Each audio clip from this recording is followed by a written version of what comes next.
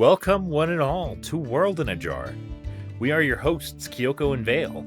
Our goal is to take a word, concept, or idea and spin it into a story. Be it a character, NPC, group, city, you name it. And thus, those ideas we create become our World in a Jar. Of course, they won't all fit in the same jar, so our selection is constantly growing every week. With many spices to choose from, locations, genres, heroes, villains, and tropes, we hope to give you a jar filled with fun and interesting concepts.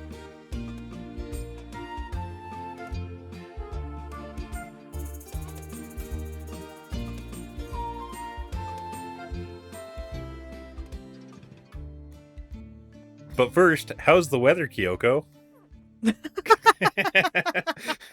Weather's good. It's 61 degrees outside. Oh, It's gorgeous outside. I love it. It was cold for me last night when we were walking the dog. But I haven't gone outside today because it's my day off, but it should be warmer, I hope. No, it's 34. Oh, yeah, it's supposed to get cold again after today. Like, Wednesday, yesterday, and today were in the 50s, and today is 60s. And, oh my god, it's so nice. 34 It's been windy, though. Yeah. And 34 is cold, but it's not even cold enough for a light sweater, so it's just like you're raw dogging the cold. Oh, yeah, absolutely. Texans, come at me. Come at us, editor Chris. But no, I love the warm weather. I love like transition weather, like winter into spring, and then like fall into winter, things like that. The middle seasons I really like. I like spring. I love the fall. I'm okay with winter, and I hate summer. Valid. It is way too hot. Like, if it's too cold, you can put on another sweater or like a jacket. Exactly. But if it's too hot, it's indecent to strip buck naked. Yeah. Like, what do you do when you're too hot and you're already naked? You can't take off layers of skin. See, effectively. Texans come at me. Texans can only survive down in Texas right now because they have air conditioning. Surprisingly. Just wait till their power grid goes out again. It was something like 95 degrees when I was visiting Seattle as a kid. No one had air conditioning. They didn't need air conditioning in Seattle. Yeah. And so it was just 95 degrees pretty much everywhere. I mean, we need air conditioning here because it gets humid. Just like it did back in Maryland. That's the worst part. I'm gonna sound so Midwestern when I say this. In the summer, the worst part's the humidity. In the winter, it's the wind. Yeah. But I said that when I lived in Maryland too, and everyone's just like, "Oh, you sound so Midwestern." And it's just like, are y'all stupid? Of course, the wind makes it worse. The wind does make it worse. But yeah. Other than the weather, what are we doing today? We are finishing our saga, our trifecta of building a world. 2 episodes ago, we created a castle town. 1 episode ago, we created the villain of the castle town. And this episode, we're building the villain's evil lair. Nice. So, I'm excited. Do you have any inspiration for evil lairs? So when I think evil lairs, all of my inspirations tend to come from like video games and anime, because I don't remember a lot of the evil lairs in like books that I've read. It's much easier for me to memorize like images than it is words. I think of like, what's a good one? I think of like Orochimaru's lair when you see it in Naruto Shippuden. It's all dark, dreary, lots of like rooms for some reason. There's like an experimentation lab that looks like a doctor's office or like a surgery suite.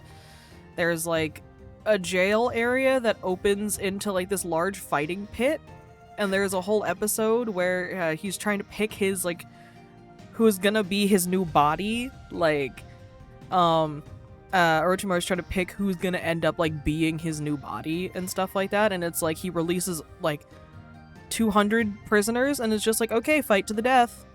Whoever wins gets to leave. Damn. And then the person that wins is just like, hey, I won, let me leave. And Orochimaru's like, yeah, come with me. And then the guy ends up essentially dying, and his body gets taken over by Orochimaru. Fun! But yeah, just really complicated layouts for some reason. Lots of side rooms, some like pretty spooky places, things like that. It's really what I have. I don't have a lot for evil lairs. I think the pinnacle of an evil lair is, so first it culminates in an encounter with the villain, but secondly, it discloses to the players something, some things about the villain in each room that the players didn't know going into it, because they're pretty much going through his house or his place of work.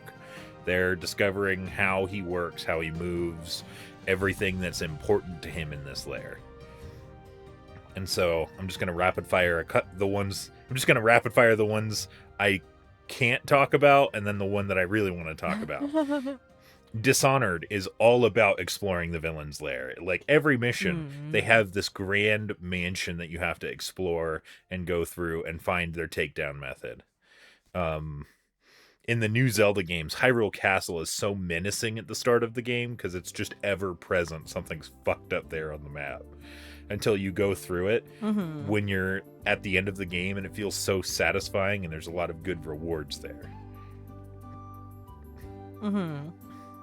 And then, like, the villain lairs in Pokemon are pretty cool. I didn't really have much to say about that, but I do enjoy a lot of the lair designs in Pokemon. But the one I wanted to talk about was from Chrono Trigger, the Fiend Lord's Keep. It's, in my opinion, the best villain lair that has ever appeared in a game. So you come into the Fiend Lord's Keep, you have restored the legendary sword that Frog's mentor had died with and was broken, so that way Frog could take on the person that killed his mentor, Magus, the Fiend Lord, the general of the monster army. And there's so much interesting setting all around that lair. So you pretty much, at the beginning, you have to, like, have 2 buttons pressed, and to get to one of the buttons, you're walking through a corridor, and all of your characters see, like, apparitions of characters in their backstory, and they're like, oh my god, they're here? And then you talk to them, and it's like kind of creepy dialogue, kind of like almost like they're at the characters are at the end of the rope. And there are 2 of the characters are set. Chrono and Frog are set characters, but there is another character for each other alternate character you could be using. So then you go through that room, and then you press the button, and there's no fight or anything, but then you come back through that room, and each time one of the apparitions touches you, they turn into a monster and say something very frightening to the characters. Ooh. They also, their Chrono Trigger, of course, was the 2D era, where it's just like left to right, forward and backward. And then the Fiend Lord's Keep was also a place where you went up or down rather than forward or backward. So it kind of flipped the map as well. So it did a lot of cool things, and then the culmination of fighting Magus at the finale of the Fiend Lord's Keep as the culmination, pretty much the culmination of Frog's story is fighting this guy that killed his mentor. Yeah, absolutely. And so bingo. Actually, I hit like 2 bingos there. Because I did Well, it's not bingo if you just check off a box. It's bingo if you get a line. Yeah. Oh, I had to look on tvtropes.org to see if there were other things for villain lairs that I remembered. One of them, very good. I haven't watched this series in a long time, but I love it, especially this arc, Bleach. I haven't watched the anime Bleach in a long time, but they mentioned Aizen's lair in Las Noches. It's like this massive fortress in the middle of a desert. It has, like, there's traps in almost every room. You fight, like, regular minions, but you also fight some of the espadas, which are, like, his group of... Oh, how many of them are there? I think there's 12 of them, of, like, his higher-level cronies. Like, there's some iconic ones would be, like, Grimjow, Ulquiorra, Zyle, people like that. Super cool enemies. He has a war room, his throne room, so places he can plot, places he can hide, strategic points where he can put his minions to fight people trying to go in, which is really cool. That's also another key feature of a villain's lair. Open fighting places to keep your enemies busy if they do get in, which is cool. Mm-hmm. Yeah, and man, I'm trying not to go into the Dishonored inspiration because I've got a lot to say there, but my favorite level was assassinating the Lord Regent, in which when someone spots you, or like when the alarm is raised, the Lord Regent in Dunwall Castle or Dunwall Tower moves from his room to a safe room at the top of Dunwall Tower. Ooh. And so if you don't raise any alarms, you could just go in, sneak up behind him, and stab him in the back. But then once he goes up there, there's this whole puzzle of dismantling every one of his security systems. And I thought that was really cool. Yeah. Absolutely. So yeah, are we ready to get into it? I believe so. I'm trying to pull out a coin that's not my Aldi quarter. I just have 2 pennies in this little paper envelope I have. I'm just gonna flip my Aldi quarter. Do you want heads or tails? Heads. Oh, I actually flipped it properly this time. Oh, it's tails! Yes! I go first. My curse is lifted. Ew. My curse of always going first. Oh yeah, I actually have to give you your words. I'm just like, go on, Kyoko. I mean, I could just spitball it. Okay, so recap what your villain was from last episode. Yeah, so my villain from last episode was actually the heir apparent, the prince of the kingdom of beauty and splendor and unsustainability.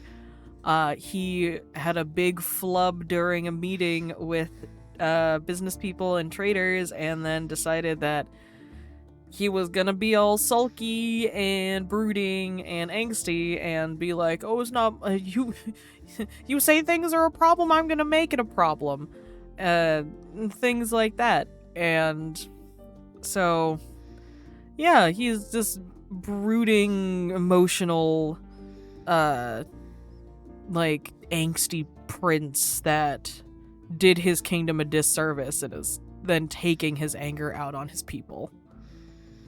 So then his lair, your words are dynamic and recording. Ooh. I love it. Reminds me of Danganronpa.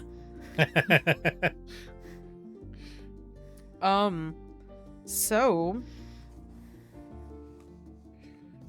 in fantasy, what castle isn't dynamic? Honestly, easiest route for me to go for his evil lair would just be the castle he lives in. It could even just be like his specific wing of the castle, and then also maybe like the sewage and service tunnels beneath the castle. Especially since this castle is settled on a cliffside. My TV trope last time was pinpoint geography. Or choke point geography, not pinpoint, choke point geography.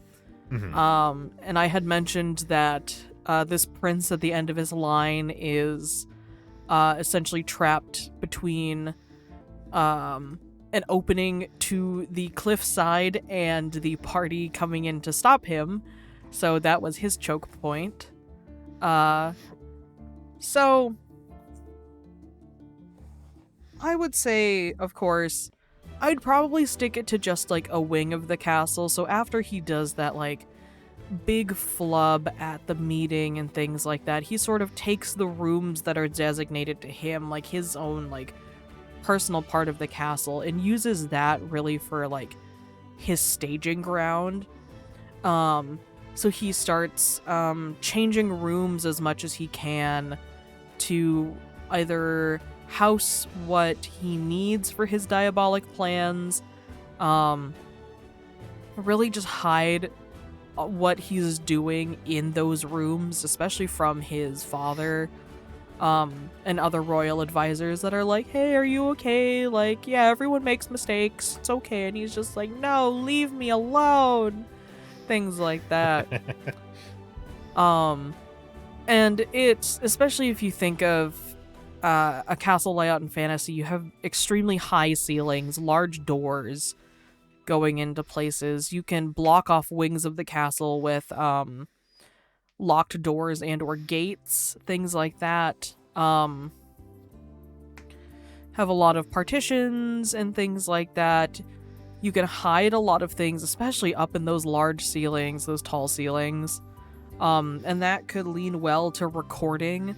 Depending on, I mean, even with a magic system, you can set up sigils and things like that up in the ceilings where no one would really notice them. For like recording audio, or even just like tracking people to see like where they're going, what they're doing around his area. Like, you of course would find his bedroom back there, and maybe that's also like sigiled to high hell, like protection sigils, maybe anti-magic sigils, things like that, just to keep him and his secrets protected. And I would even think that some of that just comes from the fact that he is royalty, so some of those protections were already put in place, and he's just taking advantage of them for his own gain.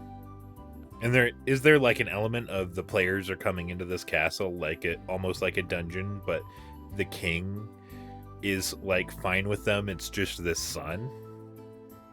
Yeah, that was one thing that I had mentioned last time too, was that the party is fully welcome in the castle. Like, they haven't presented themselves as threats. They've actually presented themselves as big allies to the kingdom, trying to help them with any issues they have. Just being generally like good people to the kingdom and their people. So the king and the royal advisors are just like, yep, of course, come and go as you please. Like, you, like, maybe the party helped out with something in the surrounding area, things like that, and the king's just overall thankful. But the party have been nothing but personable. It's just the prince that, being so steeped in his own emotions and wrongdoings, is the one who ends up coming off as hostile, and that's what really makes him the villain. It's his really misguided judgment and his, I guess, like, untreated temperament and unchecked reactions, things like that. So maybe the king asks the party, like, hey, I've noticed like something's off about my son, and of course maybe the party had mentioned this before too. Could you go to his wing of the castle and check on him? Like, I haven't seen him in a couple of days. He's missed lessons. He's missed meetings. I've been hearing some rumors from people about him, things like that. So then the party gains permission from the king to enter the villain's wing of the castle, and that's where they start encountering like guards that were either paid off to be on the prince's side or were just on the prince's side in general, acting as security, quote unquote, or maybe they encounter like traps that he's set back there, either like wire traps, like trip wires, or like modified stones in the tile that set off magic spells from a certain distance away, things like that. Could even be like you step on a tile, a gate closes in front of you, thus splitting the party, and the party has to figure out how to get around those traps, things like that. Yeah.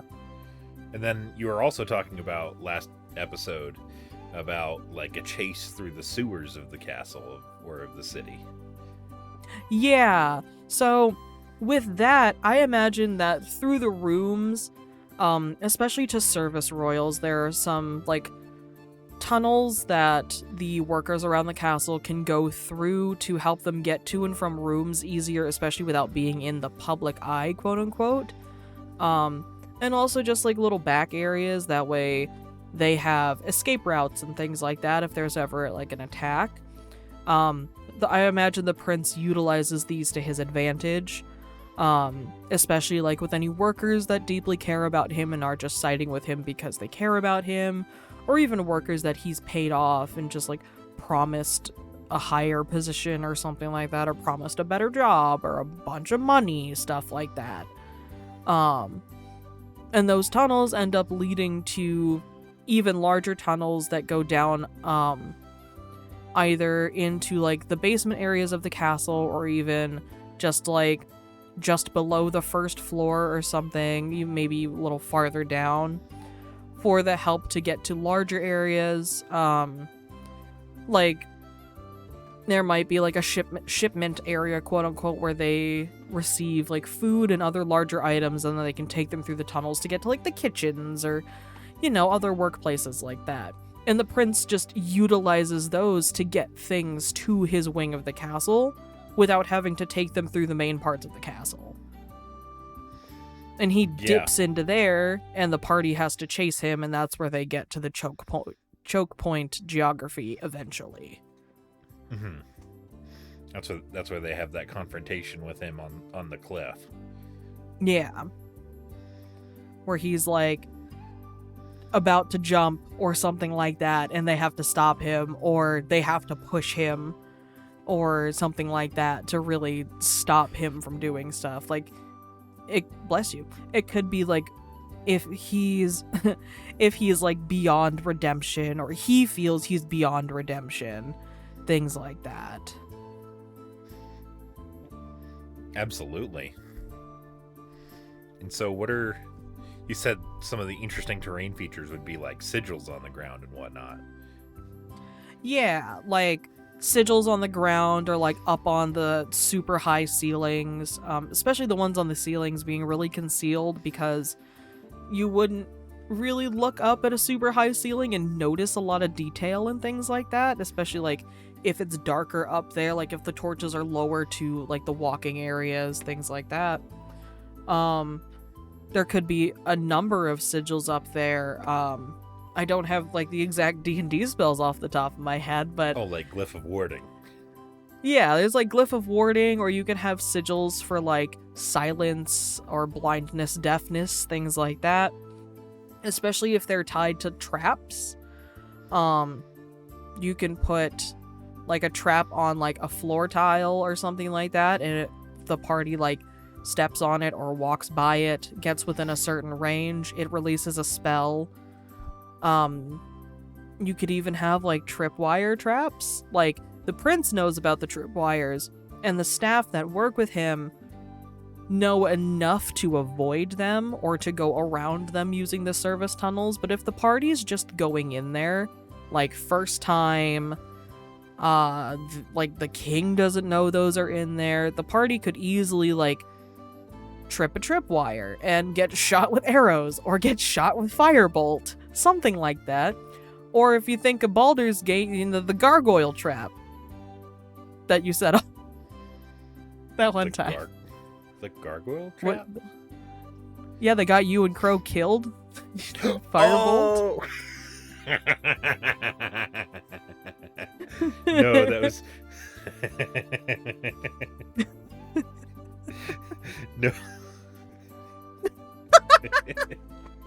I'm just thinking about how angry they got at me, because I'm like, I know this is a trap.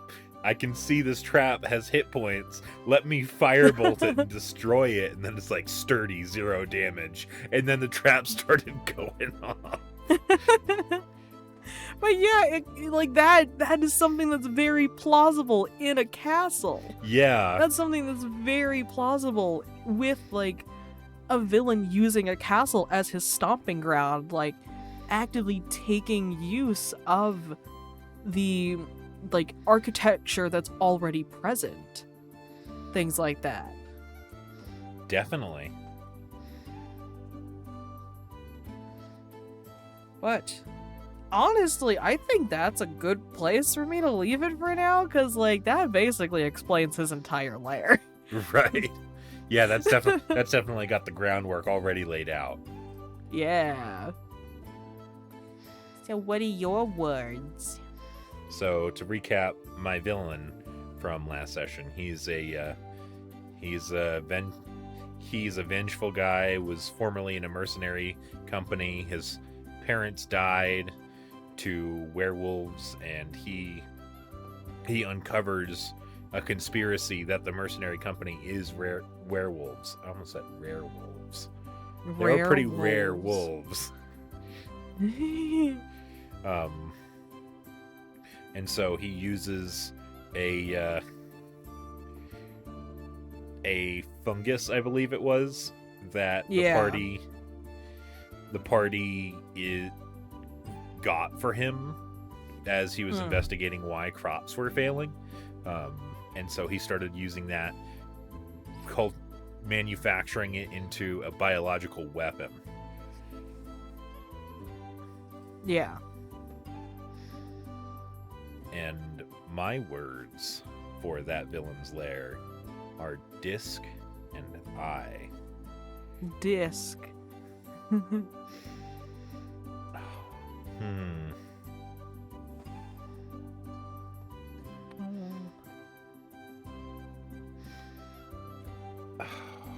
How do I work? I'm thinking of disc.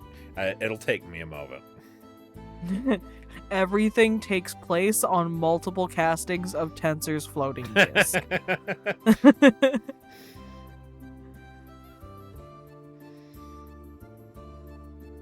I'm thinking, we brought up Baldur's Gate, I'm thinking of the disc puzzle where you had to rotate discs a certain way, interlocking discs to get a certain arrangement.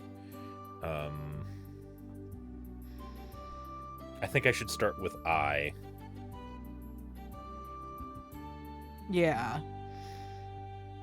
So that's a lot easier to go with, like, I mean, we pretty much got the same second prompt where yours was recording and mine was eye. So he has ways and channels of constantly keeping an eye on the party. He's got scrolls of scrying. He's got false mirrors that he's looking at the party with. Got to be careful with that one though, because if the party breaks the mirror, they see the guy and they're like, "It's you," and then kill him. Always happens. You put a villain in front of a party at the wrong moment, he's just dead. You don't get your big moment. True. Happens all too often. So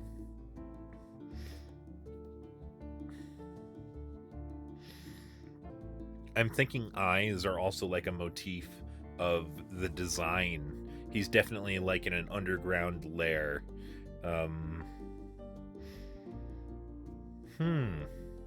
You know who has a lot of eyes? Venomous spiders. Oh, I was gonna say a biblically accurate angel. Biblically accurate spiders. Yeah, you right. True. Biblically accurate angel spiders. Spider angels? and the quote, "Be not afraid, except so many people are afraid of spiders, and then also people are afraid of biblically accurate angels." Be not afraid, except it says be very afraid. Be very afraid. that could just be what his welcome mat says. Be very afraid. I mean, like, I love it. Yeah, his welcome mat.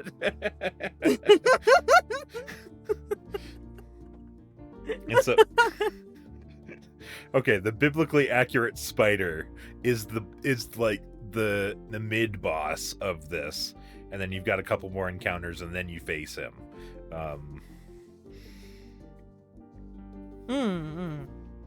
I'm also thinking, like, if we're going with spiders, I'm thinking of the goddess Lolth in D&D, who is the goddess of spiders and I believe poison as well. I mean, like, how could spiders not also be poisonous or venomous? True. And so there's a lot of poison-inducing traps all along the lair, too. Yeah. And that could even go along with, like, the fungal stuff, too, because you can get real sick. Yeah. From, like, fungal spores and things like that. Yeah. Just makes me think of The Last of Us. The poisons from the spiders are being useful in manufacturing this weapon. Yeah. And also, it's just this dank, moldy catacomb as well. Ugh. Smells like an old basement. Right? It sounds like a waterlogged basement. That me and my other D&D group were talking last session, and they were like, we all had that one friend where, like, he had a really creepy basement and he was always trying to get you to go in there. And then I was like, I didn't have that friend, but I did have a really creepy basement. And they're like, oh, so you were the friend. You were the friend. You were the creepy basement friend.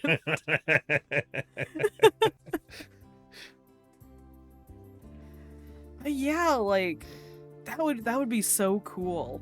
Where do you imagine your villain's lair is, though? Like, because his family was murdered. His farm's destroyed. Would it just be, like, the remnants of his farm? I'm thinking it does have to be underground. Because I don't see a farm having, like, a big dungeon aspect to it. Yeah, because I mean, like, a farm could have a cellar, or like a storm cellar or something like that, and that can be kind of dungeon-y, but not necessarily dungeon-esque. Right. Could you imagine, though, so I'm thinking it's these subterranean tunnels that these spiders he's befriended have been digging, so it's pretty much like the Underdark underneath this city that he has been using to cultivate underground ingredients. There's definitely even more, like, molds and mushrooms than or under here that he could use to help manufacture his weapon. Yeah, other than, like, the sapient mycelia that he had, quote unquote, taken from, was given before. Right.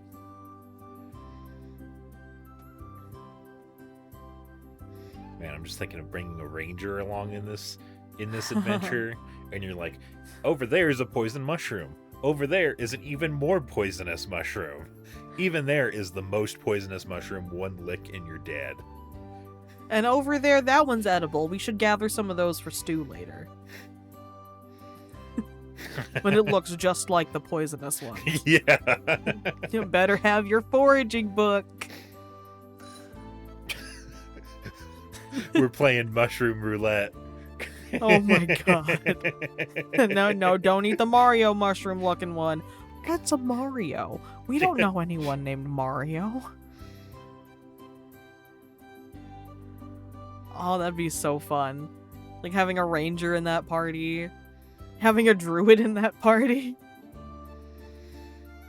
Oh yeah, Druid 2 would fit the same role. Mm-hmm. I'm thinking for disc, there is like a Tensor's floating disc-like element to it. Oh, so what I'm thinking of is like in classic D&D, the Mind Flayer lairs have like these vast vertical caverns in them, because Mind Flayers can just levitate up the caverns into another level of the room, of the building. Yeah. And so maybe Mind Flayers used to inhabit this dungeon, and the way he's gotten around all of the vertical chasms he can't really safely climb up or down, he has a network of floating discs, like almost just like in a video game where it floats down, it floats up, and it floats down, and it floats up, and it floats down. Yeah. That's what I was thinking too, something like that. Because I was thinking of like more high fantasy things, or even like close to steampunk, or even things like the unfortunate reality that is Resident Evil 6. How there are a bunch of puzzles that require you to go onto like these floating platforms to go to other parts of the dungeon. I am trying to remember which Pokemon movie had sets of platforms Ash had to climb up. I don't remember if it was the Entei movie or the Mewtwo movie. All I remember from the Mewtwo movie is the crying Pikachus that were slapping each other, and Ash trying to run up a slide and it wasn't working. It might have been. Oh, the and then Entei Team movie. Rocket in that one room. Yeah, I don't remember. It's been a long time since I've seen the Entei movie.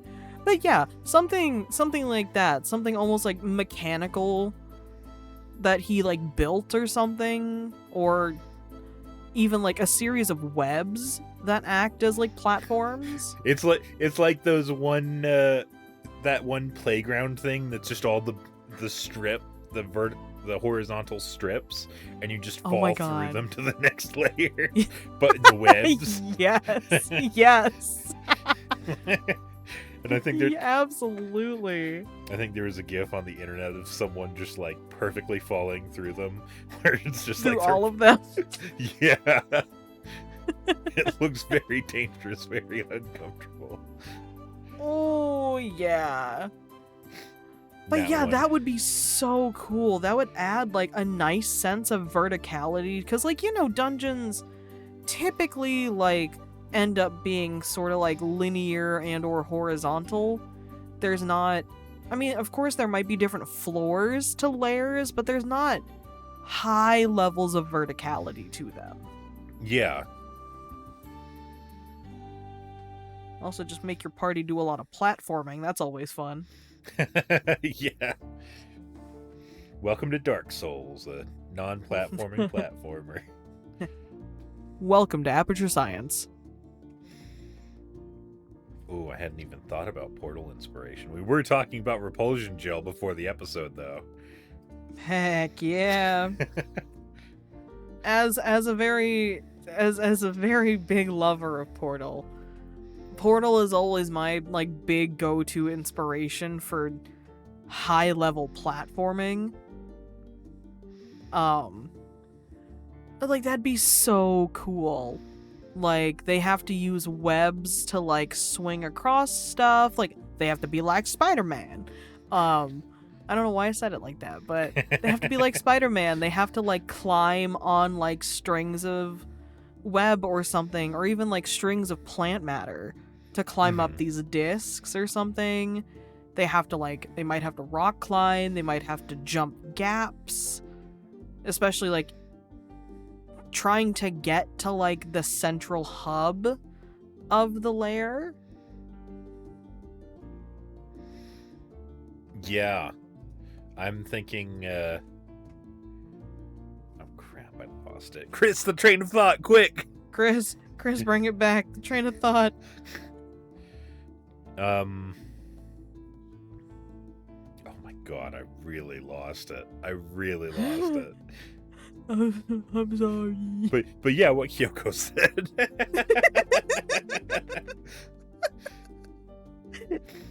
Oh, okay, I remember. There was a puzzle that I used in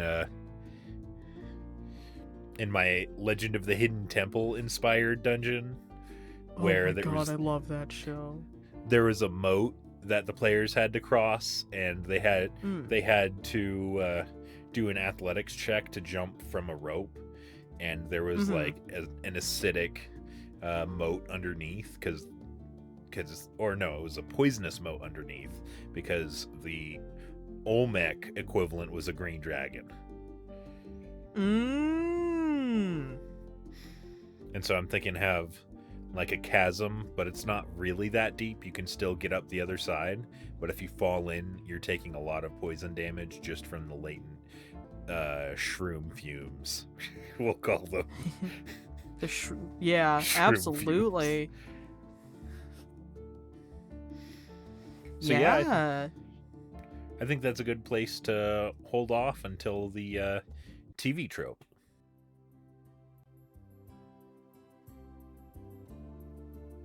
But all right, TV trope time. Yeah, it's time for the trope. Who's getting Would the you first like one? heads or tails? I want tails. I want candy. Oh, it is tails. Interesting. Ooh. My trope is treants. Oh, like the creature? Yeah, like the D&D creature. Ooh. Oh gosh, a cordyceps infested treant. Oh, That's his big That boss. That's his big boss because he's just so cool. he's just some mercenary. But the way he's gonna spread this mycelium network, he's going to infect a treant with it, and then it's basically just gonna run around town, smashing around town, just spraying all these spores through the air, into the crops, into the houses. Yeah, oh my god, I have a good story idea for that. Yeah. What if the villain gets like super close with the party's druid, and it's the druid's treant that he tries to manipulate the druid Yeah. into using the treant. And because the party already has a friend, because last episode we were talking about the good avatar of the mycelium network, who's helping the party reunite himself with the rogue strain, and kind of diffuse it. And so this is like the ultimate culmination where it might be kind of like upsetting for a player to end in a place they've already been, which is probably his parents' house, like the cellar, where the villain is not there at the end, but they do see all of his contraptions. One of the cool things I think about was in Pokemon, I think it was in Diamond and Pearl, but definitely Platinum, where after you beat Cyrus at the Galactic Headquarters, you're going to free the lake spirits, and there's just all of these science fiction green tubes and jars and whatnot, and the holding pins for before you get to Saturn and the doctor, the scientist. Yeah. The scariest part of the entire Galactic Headquarters. Yeah, where they were doing whatever scientific stuff to the beings of thought and emotion and whatever the other one was. Willpower, yeah. And to create the red chain that bound the legendaries. And so there's definitely there's a gigantic glass stasis tube, and it's open. And Yeah. that's where the treant was being held in stasis. So if it was the druid's treant, it's been missing for a lot of the campaign. Mm-hmm. And so a subplot is finding the treant. Yeah. And so oh my god, it could be like Mewtwo. Like Mewtwo breaking out. Yeah. Well, because he's gonna be like, the villain's gonna be like mind controlling it with the spores to Oh yeah. just be evil and vindictive. Yeah. But like the whole breaking out of like a stasis chamber. Right.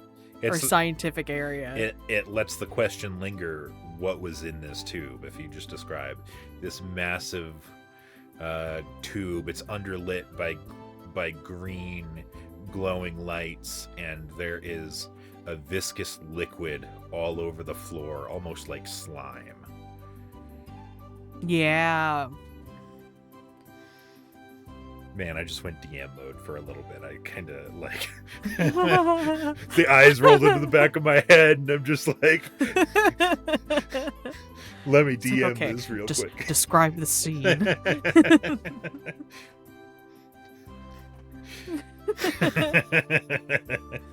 And then there's me that's just like full theater mode, that's just like, oh, how would I react to that? Right. I licked the slime. What does it taste like? Like snozberries. You know who would lick the slime? Buzz. Aster. Buzz, Yeah. Aster? Aster 100% would. He'd be like, I'm immortal. I can do what I want. Right. I can taste this so my party members don't have to. Aster would just be like, don't you dare eat that slime. Cast Identify on it. It's just like Jello. Just green pudding. It's just it's lime Jello, guys. Lime Jello pudding. Just picks up a handful. It's like, you see, it's delicious. Oh. I can't even finish that sentence. But he, either way. And he got the lime from his family's farm. Exactly. That's how it all ties back. The connection. I just connected the tangent back to the main story. It's matcha flavored slime. Oh yeah. Oh, that'd be so bitter. Yeah. We make our slime with the highest quality ceremonial grade matcha. But yes, either way. Treant in a stasis chamber that is broken out, the party doesn't know what it is. Mm-hmm. With a good investigation check, they would see some broken off twigs and roots. And that would tell the druid, yeah. Oh my god, was he here? Or was she here? Were they here? Were they here? Yeah, absolutely. So in the end, would they fight the mercenary? Yes, they would. Or would they only fight the treant? They would fight the mercenary and the treant. And okay, yeah. And the mercenary is less of an issue than the treant because it's this big tree guy covered in noxious spores. Because it's a treant. Mm. Just because it's a treant. It would be funny if the honestly. mercenary, each of his bonus actions every turn is injecting another vial of antidote into himself. Oh my god. As a bonus action. Just, okay. As a bonus action, he stabs an Take EpiPen into his leg. Uses a legendary action to take an antifungal. It's like, oh, it's like every turn everyone has to make a con save. Which would be To really see how they do, and one of his legendary actions is he automatically succeeds the con save. Yeah. It would be interesting too, because if he does have to spend out of his action economy to resist the fungus, the players can very easily interrupt that. Like casting slow on him, he has to choose between doing something to the party and just keeping himself safe. Yeah. I mean, hey, if it's a saving throw, if there's a bard on the party, you're fucked. Silvery barbs. Oh my god. I feel like we need an after episode talk about the argument I got into, though I think you would agree with the premise. I think you would disagree with the premise of the argument. We can talk about that when we're done. Yeah. It's about we can just record. We can record an after episode. It's about bonus action spells. Okay, yeah, we can talk about that later. Yeah. But yeah, that would be so cool. Oh my gosh! Like, and killing him with the spores by like destroying his antidotes or otherwise preventing him from taking them. Yeah. Like he cast Hold Person on him and he's just there. He's stuck while the party engages with the treant. Stuck with all these spores and he can't take the antidote. That's such an interesting way to build an encounter, is one in which the party can interrupt the schemes of the villain. Yeah.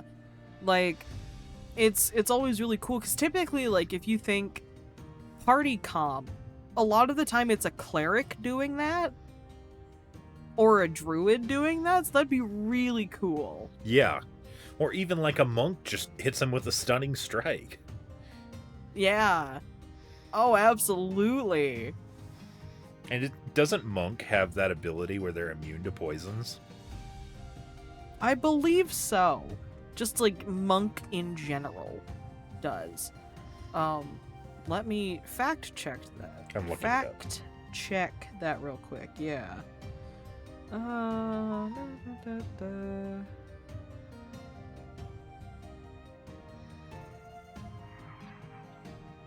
Yeah, 10th level.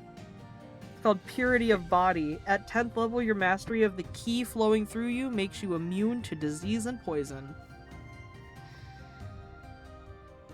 Whole ass immune to disease and poison. Yeah, only at 10th level. That's really strong. That's not even like high level campaign. Like, that's good. It's really good. So yeah, the monk would have a powerful moment if you had a monk for this campaign. Yeah. But I think that's a good place. I think that's a good place to leave it. I think for this adventure, you now need either a druid or a ranger that's talked to this treant. Oh, it doesn't even have, like we were saying, it's the druid's treant, but it doesn't even have to belong to the druid. He could be the keeper of the mycelium network. Yeah, absolutely. It could be any random Joe's treant. Mm-hmm. It's really the mycelia that matters. Because he has an interest in letting the trees engage through this mycelium network to communicate with each other. Yeah. Absolutely. So it would be a nice callback too, and I think that's a great place to leave it now that we've had a new idea that is somehow a callback. Yeah. So you ready for your trope? Absolutely.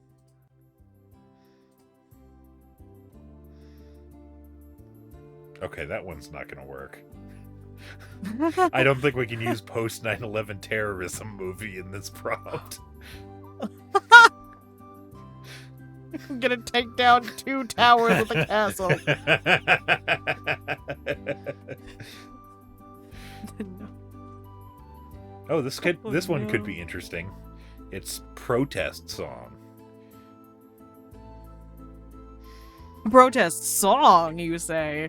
Well, you've given the right prompt to the right bard. I actually love that. The image for this one is Green Day's American Idiot. Oh, hell yeah. Oh, what a good song.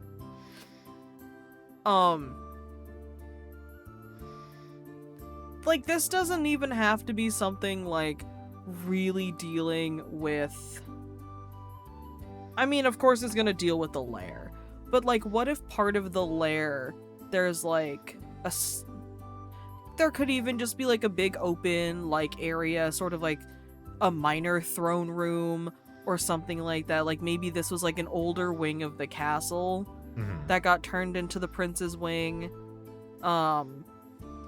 Like before the castle expanded, this could have been like the main area, like a main area of the castle. Or it could even be like the prince before he turned all brooding and things like that. He had a deep appreciation for the arts and stuff like that, because a lot of the arts is rooted in beauty, rooted in these standards of perfection and beauty and elegance and things like that. So what if he was into something like theater or even like dance, song, something like that? Not saying he's a bard, but saying he has an appreciation for the arts.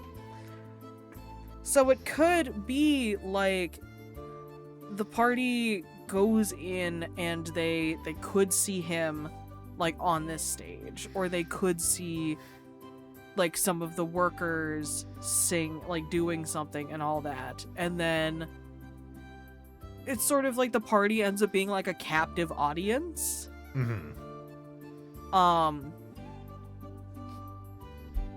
And this, of course, like they could hear this protest song even in something like, let's say the prince is a spellcaster, or he's employed spellcasters.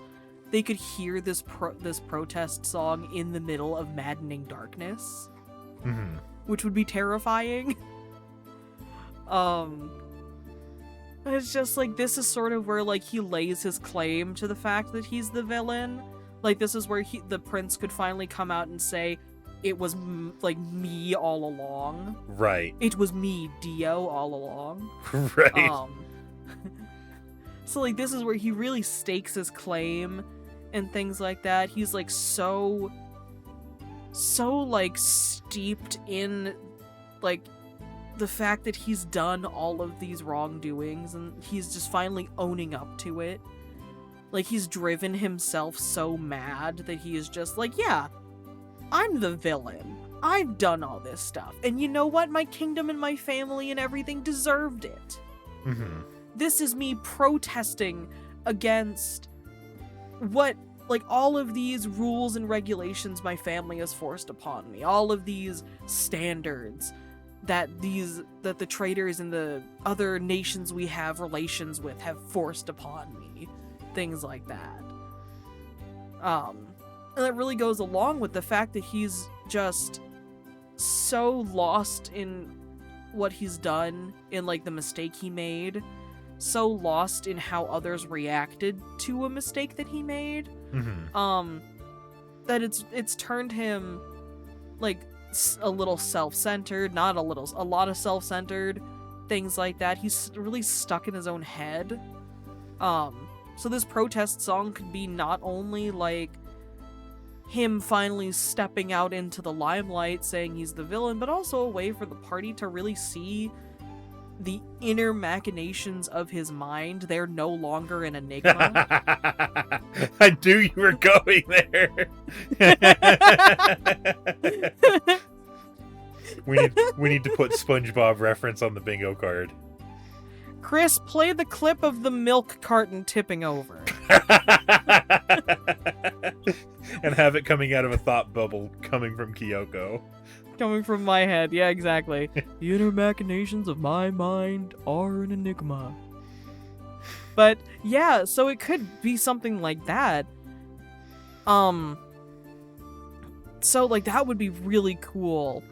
You can like see the party reacting to it. It could be like they could be like even in the middle of a fight, and the song breaks out in the middle of a fight. This protest song lends itself more to like a theatrical piece, or like even a story you're writing, more than like a D&D session where it's multiple people acting, like making a story together. But even then, depending on the party you have and the kind of people you have at your table and what they're open to and things like that, I think it could lend itself really well to a nicely acted out scene, even with or without actual music. Like, if you have musical lovers there at your table, if you just have people that love the drama of it, that'd be really, really cool. I was also scrolling through protest songs through the ages, and one of the first ones they mention is Red and Black and Do You Hear the People Sing? Oh, yes. Absolutely iconic protest songs. And then you would be happy to know that BTS takes up a majority of the 2000s as well, or the 2010s. Oh, yeah. Oh, absolutely. Number one that I think of, you think of BTS's Cypher Part 3, that just done by their rap line. Or they say, and Chris, please bleep out all of these cursors. They fuck you, I don't care, you can't control my shit. When also mentioning, back then, this was before they did their military enlistment, but talking about forced military enlistment and people using their name to garner more fame and things like that. Mm-hmm. I'm not gonna go on about BTS, but I could. 10 out of 10.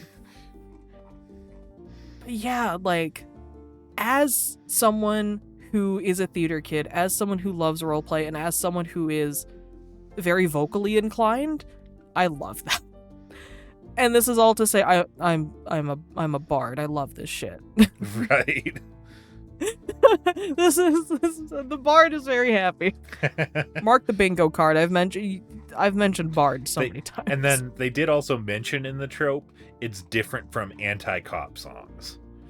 The trope has a sub-trope of the anti-police song, in which then I would have brought up the classic Rage Against the Machine, Killing in the Name. Yeah, absolutely. Which I could not believe the irony of...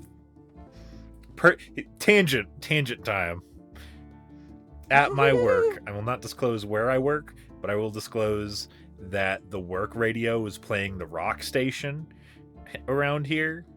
And then there was also police coming in for a shoplifting incident that was actually a robbery.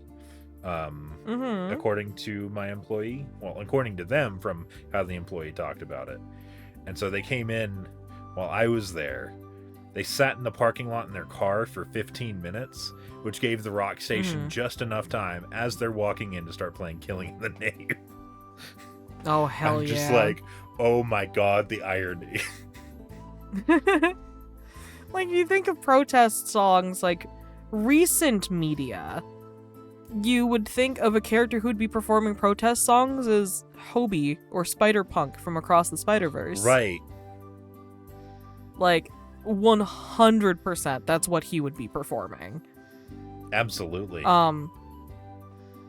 But yeah, so you just have this prince who is finally, like, stepping into the spotlight, revealing that he's the villain to the party. And it's, like, typically you'd think of a protest song that's, like, the people protesting against their government or someone protesting against a system. This is the prince saying that he's protesting against the systems and the rules set upon him by his family, by his kingdom, by the nations that they are in relation with. But it's really, like, how would the party react to that too? They might just be like, oh, he's just, like, a temperamental little shit, like, he's just throwing a tantrum. Or, like, they might feel some, like, empathy with what he's saying, things like that. So I feel like that's, like, a really good groundwork for, like, what a DM and a party could really work with.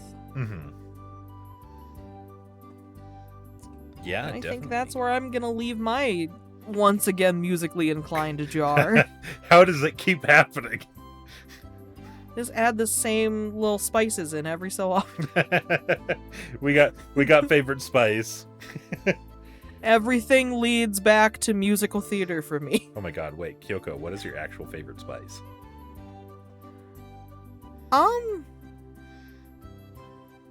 So out of like actual spices, not including like garlic powder and stuff like that, I really like coriander, which is weird because coriander is cilantro. Coriander and cilantro are exactly the same. Mm-hmm. And I have the cilantro soap gene.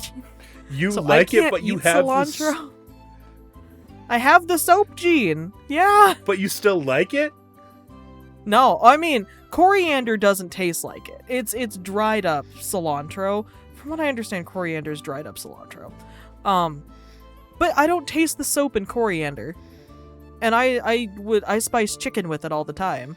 But if it's like cilantro leaves in something, like a lot of Indian food has cilantro in it, or like Spanish food has cilantro in it, it tastes like soap. And I feel so bad. You heard it here. You heard it here first, folks. Singing episodes are the coriander of World in the Jar. I mean, if you want to associate it with my favorite color, it could be the paprika. Well, paprika's my favorite spice. So what?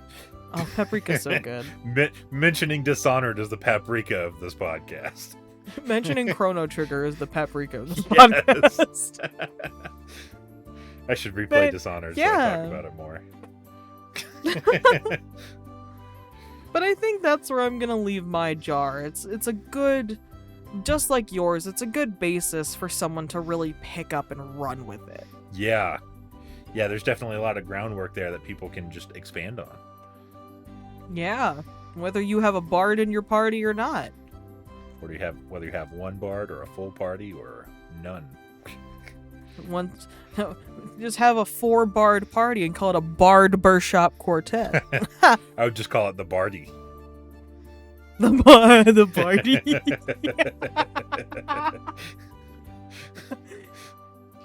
But all right, as we leave it there with the jars, I think it's a good place to seal up these jars and put them on the market. Do you have any suggestions for anything, Vale?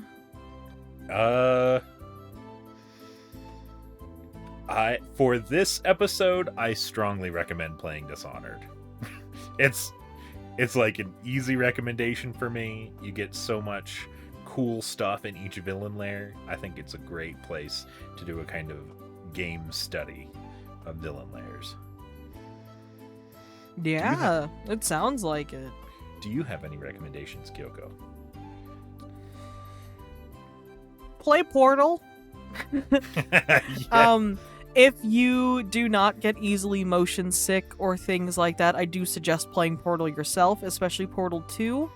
But if you do have an issue with motion sickness or vertigo or something like that, or you're just very visually sensitive, Portal does have some very great accessibility options for the time it was made. But you can also find playthroughs online, especially on YouTube, of Portal and Portal 2 that are absolutely fantastic. I can't think of any channels off the top of my head. I know Jacksepticeye has semi-recently played Portal 2, but definitely go watch Portal, especially if you want a good villain study in GLaDOS, if you want, or GLaDOS and Wheatley, honestly. If you want good puzzle design, if you want interesting science stuff, if you just want to hear Cave Johnson rave about life giving him lemons, or Mantis Men, things like that, check out Portal and Portal 2. It's so much fun. Oh, man. Portal 2 especially, in my opinion. Cave Johnson sold Portal 2. Like, it was just another... It was just a second Portal game for me. It was just like, I kind of played this before, the propulsion gel is cool, and then Cave Johnson talking. I'm just like, oh my god, he is so great. GLaDOS was the big selling thing for me. I loved GLaDOS in Portal 1, and then in Portal 2 I ended up... Because I played Portal 2 when we were in high school, I had every single one of GLaDOS's lines memorized. And I knew the entire... This is a spoiler for Portal 2. I had the entirety of that ending song when you leave the facility. Oh, I had the entirety of that memorized, and that was the very first song in Italian I ever learned. Oh, Cara Mia. Yeah. I thought you were talking about like the outro songs, like Still alive and Still Alive and I don't remember. I Only Want You Gone. Yeah, Want You Gone. Jonathan Colton. Listen to Jonathan Colton. 10 out of 10. But that's where we're gonna leave it. If you liked this show or need any ideas, you can find us on Twitter at worldsinjars or email us at worldinajar1@gmail.com. Do something good for yourself, and we'll see you guys next week. Bye. This episode was edited by Chris at ChrisRogersVO on Twitter. Please go check him out. We love Editor Chris. We love Editor Chris. He puts up with all our antics. Thank you, Chris. Thank you. Bye, guys. Bye.